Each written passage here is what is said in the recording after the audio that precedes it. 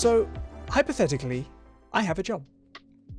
A day job, in fact, that, hypothetically, keeps me away from streaming for the vast majority of my living week, as with most people.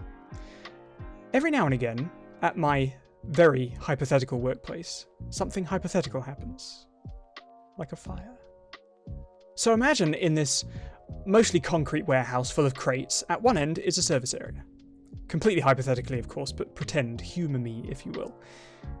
And 3 service folks often work at their benches here doing certain degrees of things, from hammering to soldering to brazing, as the things they service tend to have a lot of copper pipes inside them, and metal, and things like that. My desk, and that of my imaginary co-worker, is more or less at the opposite end of the warehouse by a loading dock. Not exactly prime real estate, but I can complain about that when I no longer hypothetically have my unreal job. I have my monitor blocking a good amount of my view, so I can hide behind it and stick my earbuds in when one of the service workers won't stop whistling broken, tuneless melodies, or playing House of the Rising Sun on repeat for an hour and a half.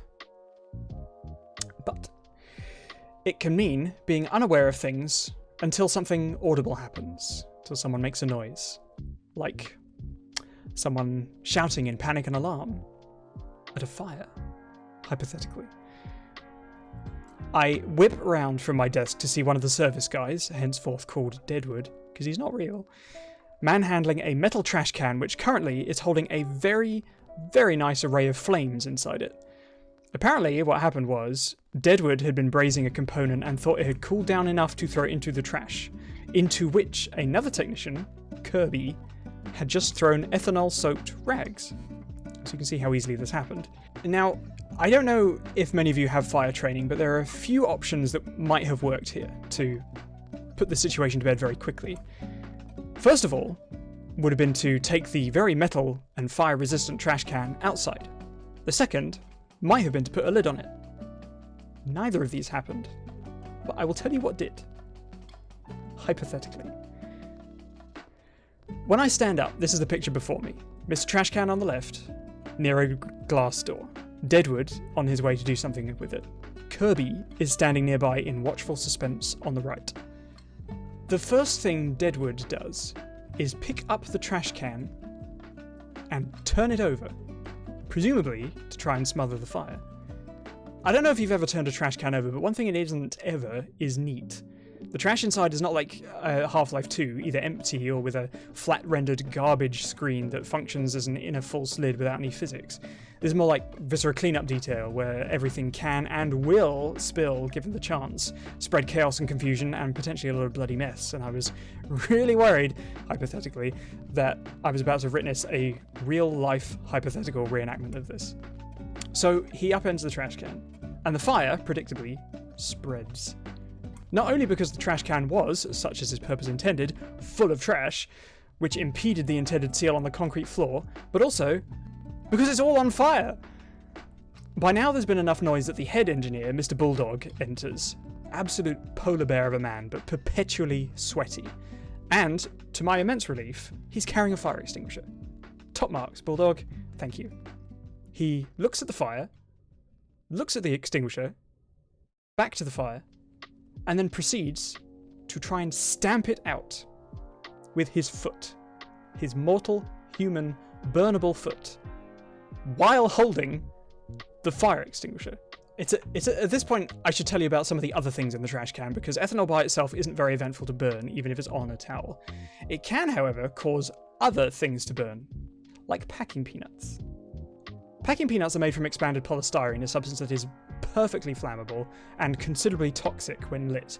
So when ethanol-soaked rags were placed in this trash can alongside all the packing peanuts, they basically constructed themselves a homemade canister of napalm, which they have now just thrown all over the floor. Mr. Bulldog kicks the trash can out of the way and stamps on the fire once, twice, and the second time realizes his shoe is carrying the fire with him and won't come off because burning packing peanuts had stuck to his shoe, as burning plastics are remarkably fond of doing. In a panic, this tall and bulky man of sweat and flesh, still holding the fire extinguisher, falls over in a panic, flailing his legs in an effort to escape the fire he stepped on, spreading flecks of burning hydrocarbon all over the nearby wall. And now, a third engineer, hypothetically named Cheese, is in the mix, holding onto the other fire extinguisher that was right next to the glass door and mere inches away from the trash can that is currently upside down and burning. He's holding it and watching his department lead roll along the floor with a pair of burning shoes. And that's it. He does not, at any point, decide to deploy the fire extinguisher that rests in his bewildered grip.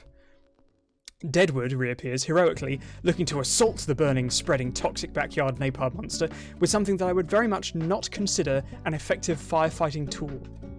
A sheet of plywood.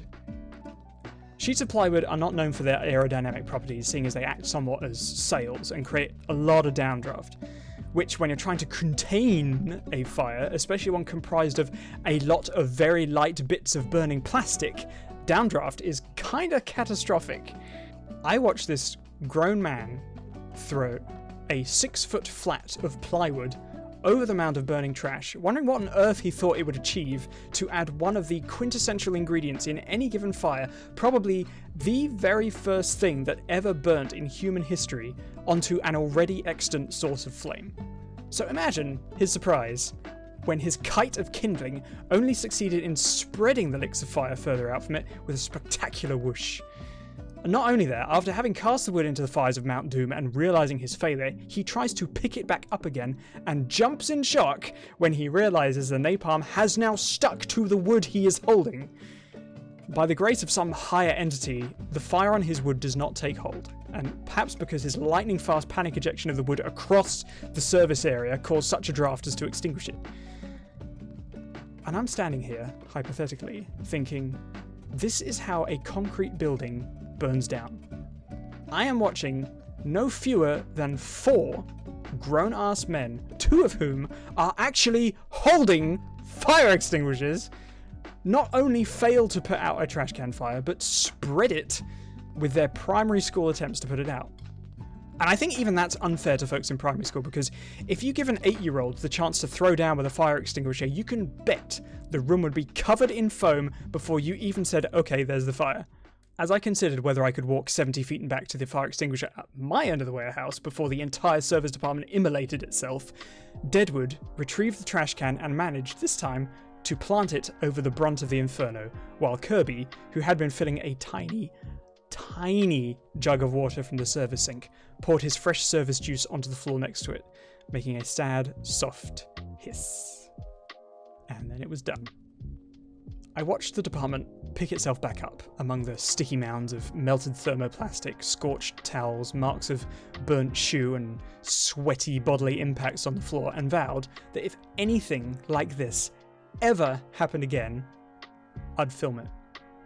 I overheard Mr. Bulldog talking later that he had decided not to use the fire extinguisher because it would mean needing to get it recharged, which would mean having to report it to the beings upstairs. Apparently, an explanation of what happened was far too much to risk in comparison to, say, a building with millions of dollars of highly sensitive equipment stored in it and the lives of 20 or so people, myself included, hypothetically.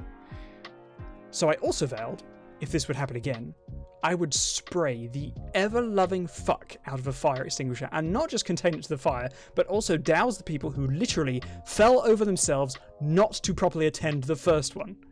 I did check, for my own curiosity and security, the instructions on the fire extinguisher, just to make sure I wasn't being over-presumptuous about how complicated they might have been. They are not. Pull, aim, squeeze, spray. Simple as that. Just like going to the bathroom.